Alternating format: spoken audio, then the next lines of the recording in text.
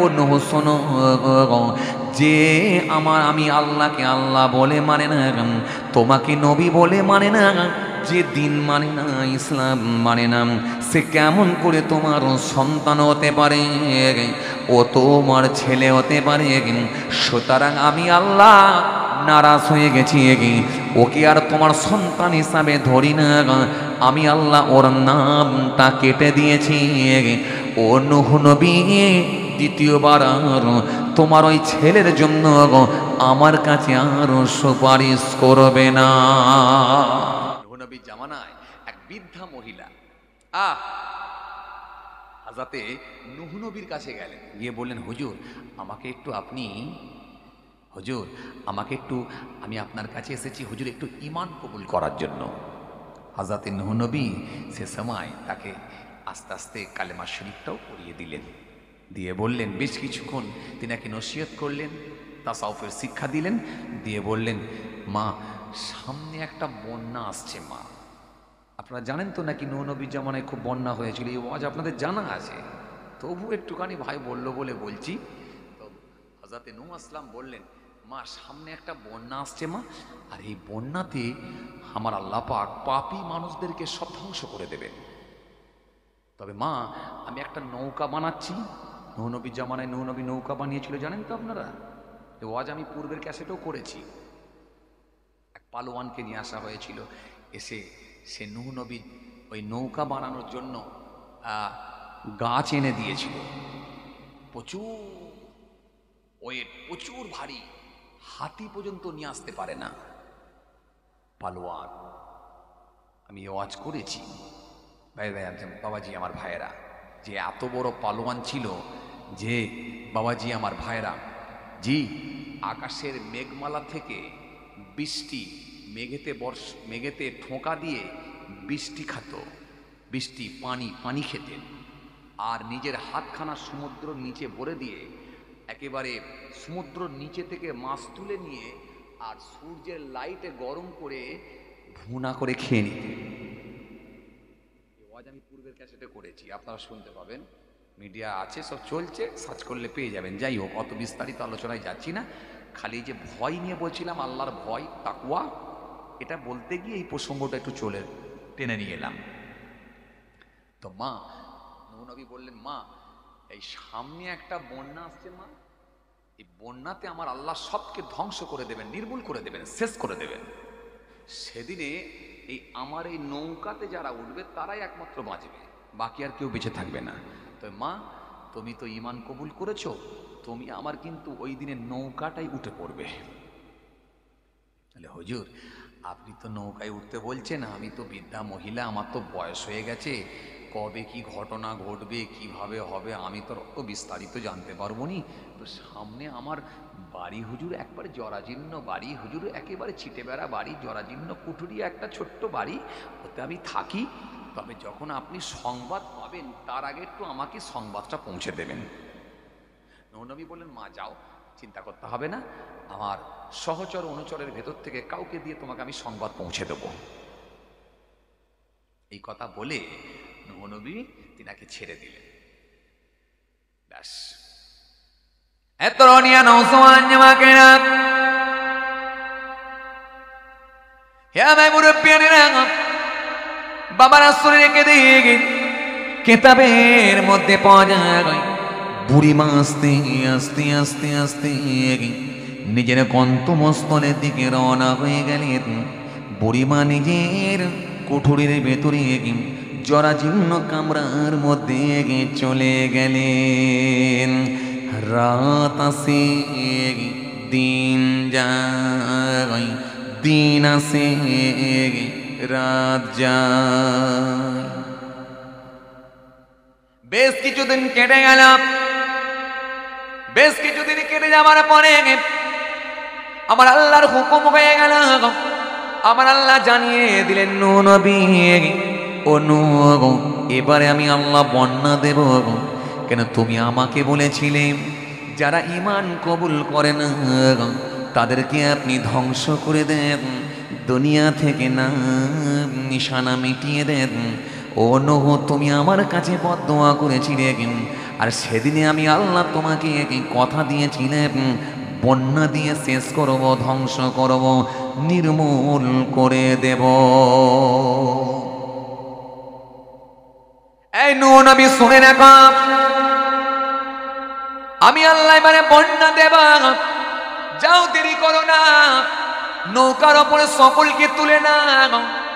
সেই নূহ নবী যে নৌকাটা বানিয়েছিলেন, এই নৌকা বানানো চলছিল যখন, কাফির মুশরিকরা নূহ নবীকে নিয়ে পরিহাস করেছিল, নূহ নবীকে নিয়ে উপহাস করেছিল, নূহ নবীকে নিয়ে টোল করেছিল, ঠাট্টা করেছিল।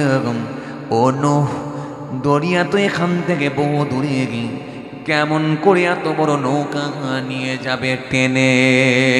তোমার কি মাথা খারাপ? তোমার কি ব্রেন খারাপ হয়ে গেছে? জোরে বলুন নাউজুবিল্লাহ। হযরত নূহ নবী সেই সময় বলেছিলেন, আজ তোমরা আমাকে নিয়ে ঠাট্টা করছো, আজ তোমরা আমাকে নিয়ে মজাক করছো, তোমরা আমাকে নিয়ে টোল করছো। সেই দিন যখন আসবে তোমরা দেখতে পাবে নৌকা সেদিনে টেনে নিয়ে যাবার প্রয়োজন হবে না। সেদিনে এখান থেকে এই নৌকা চলতে শুরু হবে। সেই দিন তার বেশি দিন না, যেদিনে দেখবে এমন আল্লাহ বন্যা দেবে, পাহাড়ের ওপরে 40 গজ পানি উঠে যাবে। হযরত নূহ নবী জবাব দিয়েছিলেন, তারা এটাকে কোনো ভ্রুক্ষেপই করলো না, তারা এটাকে কোনো গুরুত্বই দিল না। তারা মনে মনে ভেবেছিল আসলে ভুল বকছে, এমনটা কখনো হতে পারে না। কিতাবের মধ্যে পাওয়া যায়, সেই নূহ নবীকে আমার আল্লাহ জানিয়ে দিলেন, সময় যখন হয়ে গেল নূহ নবীকে আমার আল্লাহ বললেন, নূহ, এবারে আমি আল্লাহ বন্যা দিয়ে দেব, এবারে আমি আল্লাহ বন্যা দেব। চুলোর মধ্য থেকে পানি উঠতে শুরু হবে। ও নূহ নবী, দেরি করো না, দেরি করো না। জীবজন্তুগুলোকে সব নৌকার ওপরে তুলে নাও। আর ওই ইমানদার যারা, ইমানদারগুলোকে নৌকার ওপরে তুলে নাও। কারণ 950 বছর ধরে তুমি দ্বীনের দাওয়াত দিয়েছিলে। কিতাবের মধ্যে পাওয়া যায় মাত্র 80টি মানুষ হেদায়েত হয়েছিল, বাকি মানুষগুলো হেদায়েত হয় না। আমার আল্লাহ বলেছিলেন, ও নূহ নবী, ইমানদারগুলোকে তুলে নাও, আর জীবজন্তু প্রাণীগুলোকে সব নৌকার ওপরে তুলে নাও। বাকি মানুষগুলোকে আমার আল্লাহ সেই সময় বললেন, বাকিগুলোকে আমি আল্লাহ বন্যা দিয়ে শেষ করে দেব।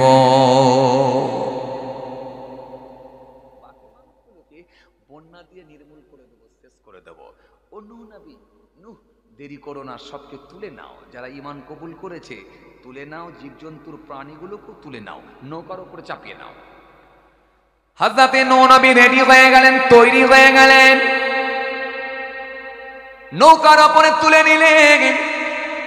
ঠিক সময় হয়ে গেল, আমার মালিকের হুকুম হয়ে গেল, চুলোর মধ্য থেকে আমার আল্লাহর কুদরতি ক্ষমতা পানি বের হতে লাগলো।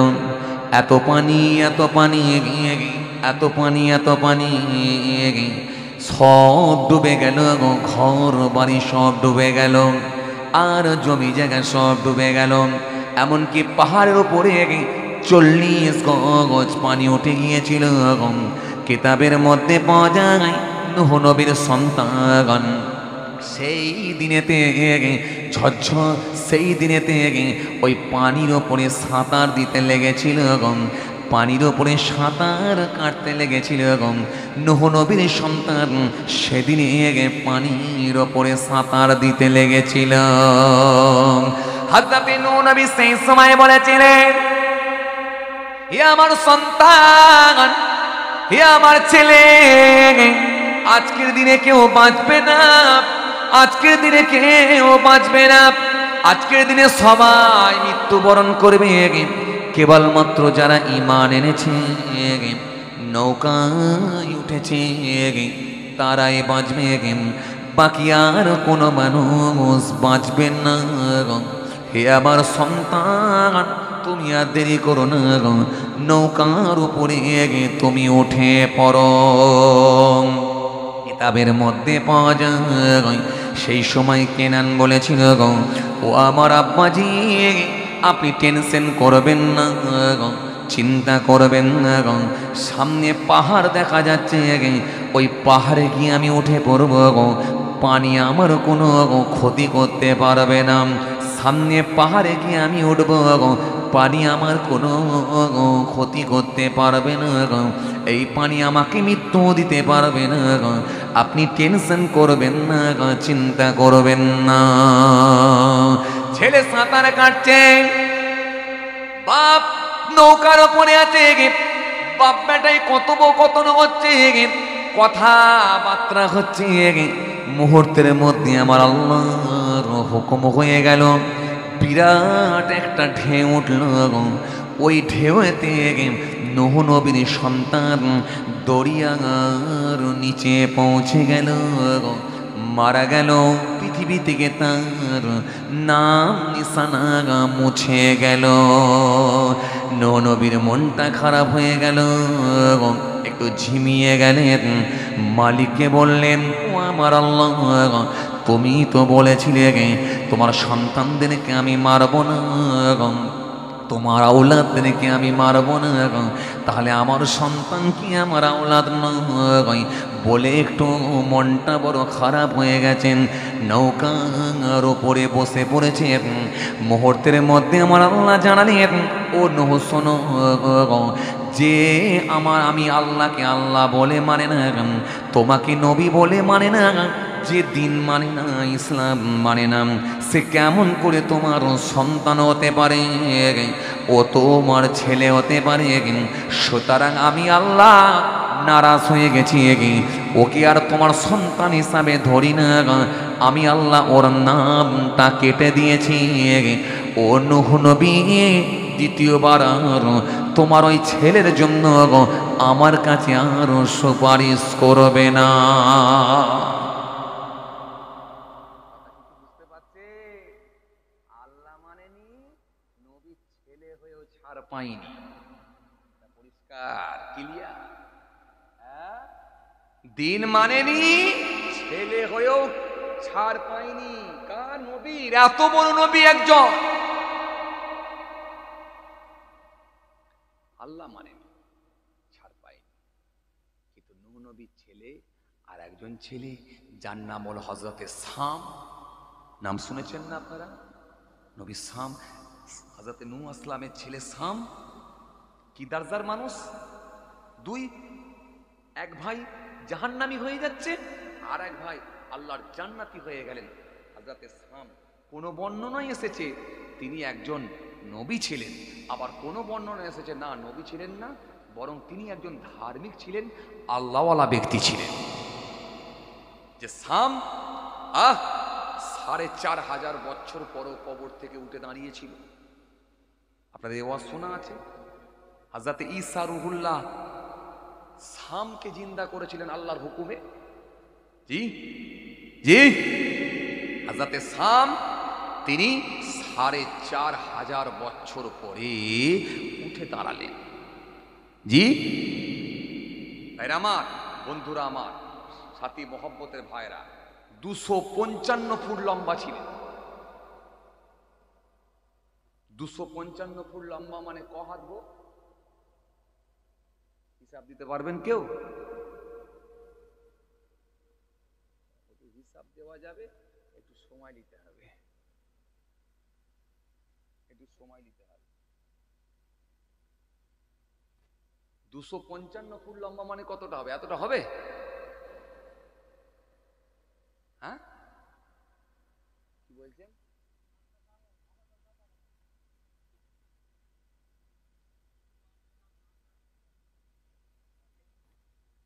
হ্যাঁ,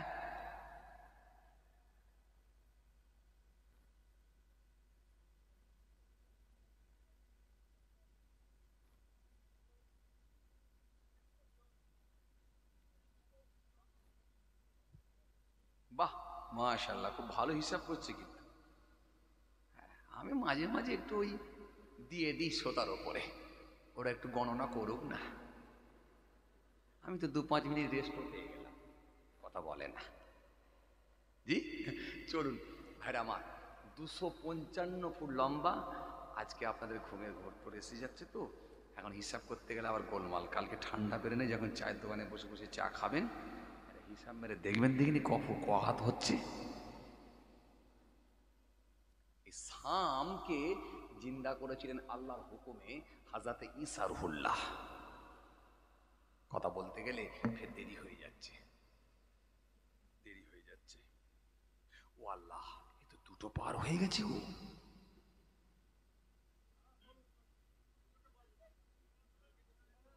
ই আল্লাহ, এ কি বলে? এই না, চাচা বলে 3টে পর্যন্ত। না না, এই চাচা বলে আবার ফজরের নামাজ একবারে পড়ে না। উফ, আল্লাহু আকবার।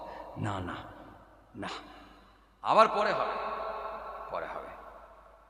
এই পরে যা হবে হবে, একবারই হবে। আবার পরে হবে, পরে হবে। চলে, কি বলছিলাম যেন, বলতে বলতে ছেড়েলাম ভাই। নূহ নবীর কথা বলছিলাম না? হ্যাঁ, বন্যা শেষ হয়ে গেল।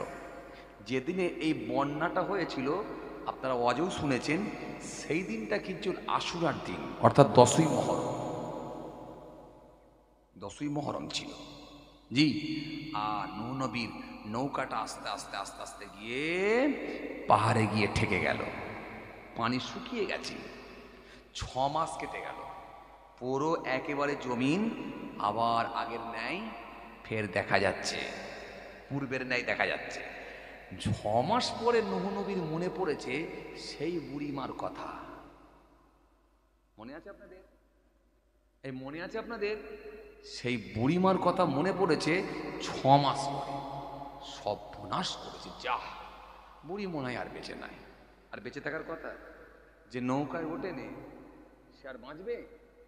পাহাড়ের ওপরে 40 গজ পানি, আর সে বুড়ির বাড়ি, ঝুপড়ি বাড়ি, সে কি আর বেঁচে আছে বলে মনে হয়? কথা তো ঠিকই। নূহ নবী একটু চিন্তিত হয়ে পড়লেন, যাহ বুড়ি মনে হয় কি হলো গো, আমার এতদিন পরে মনে পড়লো। খুব টেনশনে পড়ে গেল, মনটা খারাপ। একজন ভক্তকে, শিষ্যকে বললেন, একজন হুজুরের সহচরকে বললেন, যাও তো বাবা, একটু গিয়ে এই ঠিক ওই জায়গায় গিয়ে একটা জরাজীর্ণ কামরা, ওই কামরার মধ্যে একটা বৃদ্ধা মহিলা বুড়িমা আছে, সে ঈমান কবুল করেছিল আজ থেকে 6 মাস আগে। একবার দেখো দেখিনি বুড়ি আছে না নেই, ঘর বাড়ি মনে শেষ হয়ে গেল মনে, একবার দেখো দেখিনি। খাদেমকে যখন পাঠানো হয়েছে,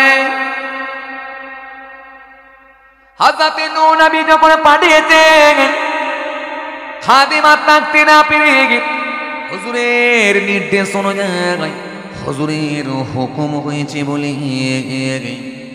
খাদেম হুজুরের ভক্ত শিষ্য টুকটুক টুকটুক করে সে হেঁটে হেঁটে হেঁটে হেঁটে সেই জায়গায় পৌঁছে গেলেন যে জায়গায় বুড়িমার বৃদ্ধা মহিলার ছোট্ট জরাজীর্ণ কামরা। ঘরটির সামনে গিয়ে দেখলেন, হায় রে হায়, ওই জরাজীর্ণ কামরা যেমনই ছিল তেমনই আছে। কামরার একটা মাটিও পর্যন্ত ছেড়ে পড়েনি। জোরে বলবেন না সুবহানাল্লাহ? বড় খুশি হয়ে গেল, ঘর তো আছে দেখছি, তাহলে নিশ্চয়ই মনে হয় বুড়ি বেঁচে আছে। কামরার সামনে গিয়ে একবার ডাক দিলেন, বুড়িমা, ও মা, বুড়িমা আপনি কি আছেন মা? বুড়িমা সেই সময় কামরার ভেতর থেকে আওয়াজ দিয়ে বললেন, বাবা বন্যা কবে হবে? বন্যার কি সংবাদ দিতে এসেছেন নাকি? আল্লাহর মাহবুব বান্দা সেই সময় খাদেম সাহেব হতভম্ব হয়ে গেলেন, এ কেমন করে সম্ভব? এটা তো অলৌকিক ঘটনা। তখন বললেন, মা বুড়িমা বন্যা তো 6 মাস আগে হয়েছিল মা, জমি জায়গা ঘর বাড়িগুলো সব ডুবে ফিনিশ হয়ে গিয়েছিল মা। সব জায়গা জমি ডুবেছিল, বাড়ি ঘরদোরগুলো সব ভেঙে পড়ে গেছে মা। মা বিশাল বন্যা হলো, পাহাড়ের ওপরে 40 গজ পানি। তুমি কি কিছুই বুঝতে পারোনি? না, যেদিন থেকে হুজুর আমাকে যেদিন থেকে যে জিকির দিয়েছিলেন, যে সবক দিয়েছিলেন, আমি বুড়ি মা সেই সবকটা আমল করতাম। বন্যা কোনটা দিয়ে এলো, কোনটা দিয়ে চলে গেল, আমি বুড়ি তো একটু বুঝতে পারলাম না।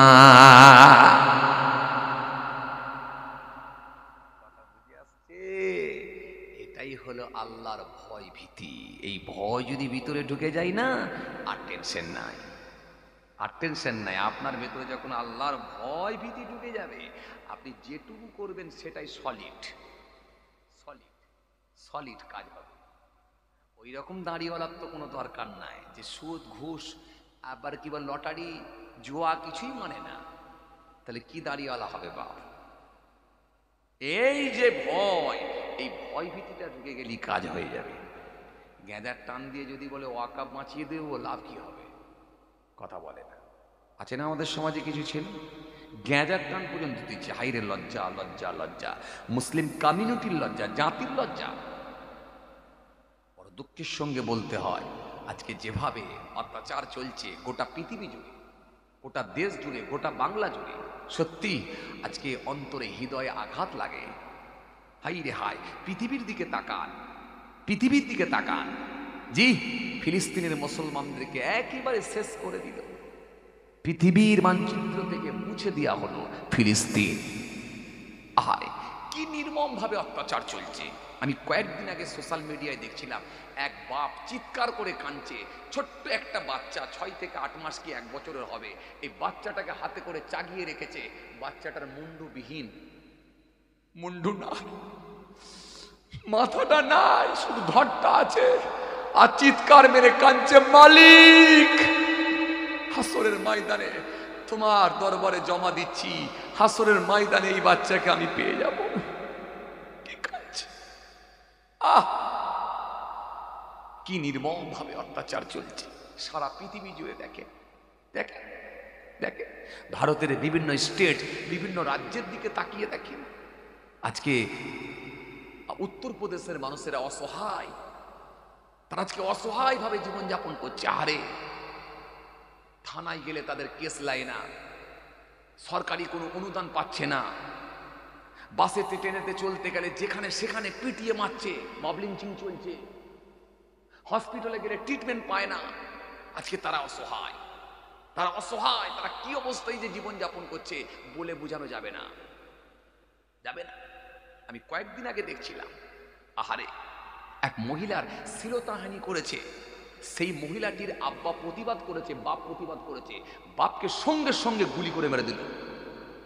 সব গন্ডা রাজ চলছে উত্তরপ্রদেশে, সঙ্গে সঙ্গে বাপটা প্রতিবাদ করেছে বলে গুলি করে মেরে দিল। মহিলা হাও মাও করে কাঁদছে, থানার সামনে গিয়ে পা হাত ছড়িয়ে দিয়ে হাও মাও করে কাঁদছে, কেউ একটু কথাও বলে না। রোডের ওপরে দেখতে পাচ্ছি আপনার কি বলে সাইকেল নিয়ে, মোটর সাইকেল নিয়ে, 2 চাকা নিয়ে, 4 চাকা নিয়ে লোকে পাশ কাটিয়ে কাটিয়ে বেরিয়ে যাচ্ছে, কিন্তু কথা বলার কোনো ক্ষমতা নাই। যে কথা বলতে যাবে তাকে গুলি করে দেবে। সোশ্যাল মিডিয়ায় চলছে এগুলো, এগুলো সোশ্যাল মিডিয়ার খবর বলছি, তাহলে আমি কি আর গিয়ে দেখে আসছি? আপনারা প্রত্যেকেই দেখছেন, যারা সোশ্যাল মিডিয়া ব্যবহার করেন সবাই দেখছেন আপনারা কি রকম গন্ডা রাজ চলছে উত্তরপ্রদেশ। আবার নাকি শুনছি আমার দেশে নেতা মন্ত্রীরা বলছে উত্তরপ্রদেশে নাকি মানুষ সব থেকে বেশি সুরক্ষিত আছে, কেন ওখানে ডবল ইঞ্জিন আছে। কথা বুঝছেন? সব থেকে বেশি মানুষ মারা হচ্ছে উত্তরপ্রদেশে। আসামের দিকে তাকিয়ে দেখেন কি অবস্থা চলছে।